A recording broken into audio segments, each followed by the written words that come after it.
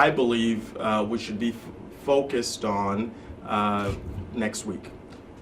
Donald Trump is going to tell you that the State of the Union is strong. He may even say that it is beautiful. And frankly, it's anything but. And I spent the last few days with Rhode Islanders to highlight and expose the real State of the Union. And the fact of the matter is people are struggling with high costs. People are dealing with fear of not having health care. And communities are less safe and stable. And it is contrary to what we will hear from the House chamber next Tuesday night. I believe Donald Trump is going to spew lies when we should be focused on how we make people's lives better, how we end the chaos, the confusion, and the high costs that are undermining the cruelty of the Trump administration. So all across the 1st Congressional District the last few days, I've seen firsthand the impacts. I was at Feed RI that runs a reduced price grocery store in Rumford, and their demand has gone up, just like we've seen at the food bank, just like we've seen at food pantries across this state. I spent time yesterday at a naturalization ceremony, seeing people fulfill the dream of becoming a U.S. citizen at the same time that Donald Trump wants to make that harder, wants to even revoke citizenship, and is waging a war of terror on our streets in our communities through the actions of ICE and CBP under the poorly run and led by someone who should not have that job, leader Kristi Noem at the Department of Homeland Security. At the Campus Reentry Program, I spent time with leaders who are helping people get a second chance, getting a college education, both behind the walls of prison and outside when they're able to be released. And they have seen hurt by Trump restricting access to Pell Grants that have previously been an essential vehicle for these people getting an education. I toured the new Life Sciences building, the Danoff Life Sciences building that's in construction at Brown University. Now that's happening amidst an overwhelming attack on higher education and on research and science funding. I am a leader on the House Space Science and Technology Committee and have seen the devastating impacts of undercutting our American drive towards innovation and science. Last night, I spent time with the Carpenters Union, Local 330, to talk to them about the impacts of the agenda that is squeezing working people in our labor unions who are carrying out the essential work of Revolution Wind. And carpenters are a big part of that equation.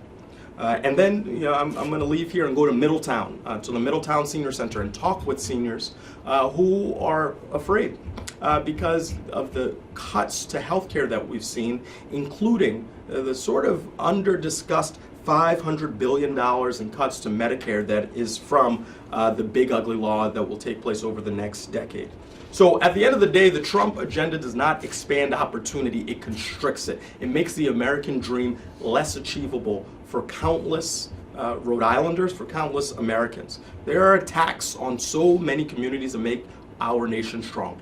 Immigrants, union workers, seniors, families who are just trying to get ahead, but they feel less safe and are falling behind.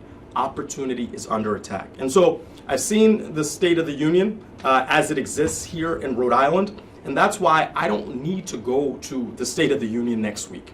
I will be doing what I always do, focusing on Rhode Islanders, sharing the story of Rhode Islanders. I'll be at my desk working because that's what I should be doing, versus going to hear a tirade that will be filled with vengeance, with anger, with certainly a lack of an open hand and more of a closed fist that only hurts the American people. But Rhode Islanders won't go unrepresented in the chamber, and the work of the 1st District will be represented there. Because I think it's essential that when Donald Trump scans the gallery, that he sees someone who is working on behalf of Rhode Islanders. And that's why I'm thrilled to announce that Erin Spalding, who is the Executive Director of Connecting for Children and Families in Woonsocket, an important social service agency that is also coordinating work for the health equity zone in that region of the state, will be in the gallery representing the Rhode Islanders that she serves every single day in her job.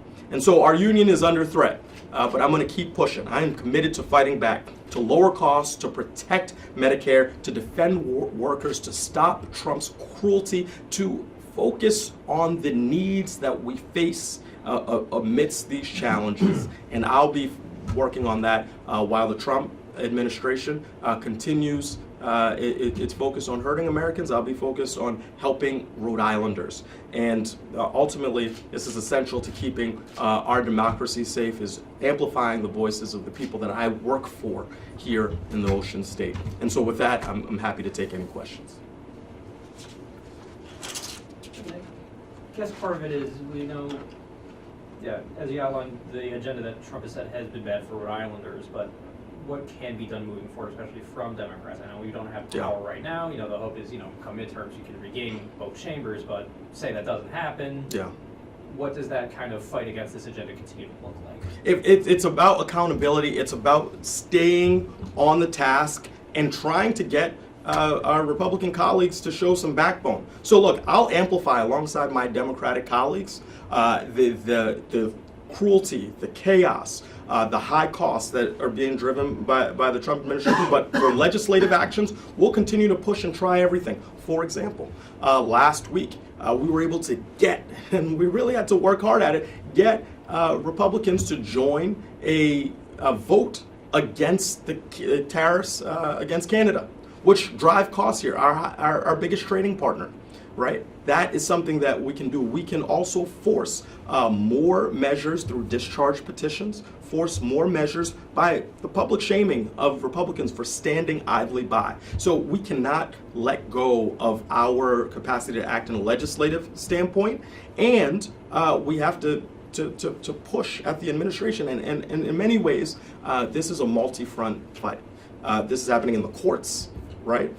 It's certainly happened from a communications standpoint, and it's happening in our communities. The thing that we have to keep doing is not let despair set in. They want us to be overwhelmed. It's only been 1 year, and sometimes that feels like there's nothing we can do. But take the healthcare situation, right? We were able to get through a discharge petition, a vote to force an extension of the ACA tax credits. And yes, we have not gotten that extended, of course, because the Senate Republicans aren't doing the right thing. Our senators are doing the right thing, but the Senate Republicans refuse to compromise. Similar, as we look at funding with regard to DHS, right now we're in a shutdown because Republicans decided that they would much rather have a shutdown because they gave themselves a $191 billion slush fund for ICE, rather than actually try to ensure that we have common sense measures to hold ICE accountable. And so right now we're in that case, but I'm telling you, we've got a lot of Republicans who are looking and saying, wait, I can't be on this side. And so we have to keep pulling them out. And that's the challenge. And then we went in November and get to have more of an accountability agenda. Do you have faith that more Republicans will be able to do this? Because you still see so many that are, sticking by the agenda, sticking by their man. Yeah.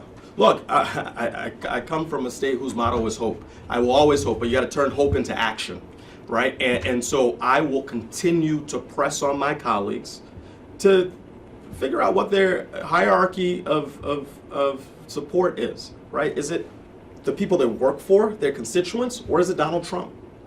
Right, because Donald Trump doesn't care about them, and he doesn't care about the people that I work for here in this state.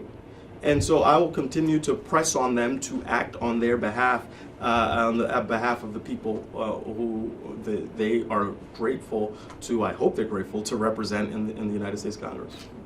Are you aware of any other members of Rhode Island's congressional delegation who will be also sitting out of the state? I think you got to ask all of them. But this is a decision that I made because, look, I am trying to figure out how to maximize the work that I do. So if I can continue to focus on Rhode Islanders rather than listen to lies, that's what I'm going to be doing. So I'll be at my desk. I will be sharing stories. More to come on that front, but I will be at work, and I can always read a summary of it, and maybe ChatGPT can help me with that. Washington desk or the Providence desk? I'll be at the Washington desk because it is a voting week in Washington. So I'll be back in Washington next week. This was all district work. This is a district work period. Mm-hmm. Yes. Very good. I'm good. All right. Anything else? I know you got the statement yesterday because we had a column go by Phil Lyle about everyone going to Hawaii. You said that you'd be going soon. Do you know how soon you'll be going to check? Well, certainly. Look, I saw that Congressman Magaziner, ventured into the first district to carry out, some of the work that he does on the Homeland Security Committee. So I think that's important to do. Look, I'm focused on the real work of holding ICE accountable, but I'll most certainly go soon. Why I said soon without a specific date is largely I don't want them to prepare for a visit from a congressman. I want to see an unvarnished, real look. And so I think, I will let folks know when I do go. We're thinking like weeks. Again, the purpose here is to ensure that I get an accurate reflection. I don't want anything dressed up for me. Yeah. I want to go and see it. So if I tell you exactly when I'm going now, that Set may off alarms. Yeah, but soon. When I say soon, I mean soon. With the schedule, we'll figure it out, and I will certainly let folks know when I do go. Very good. All right, thank you.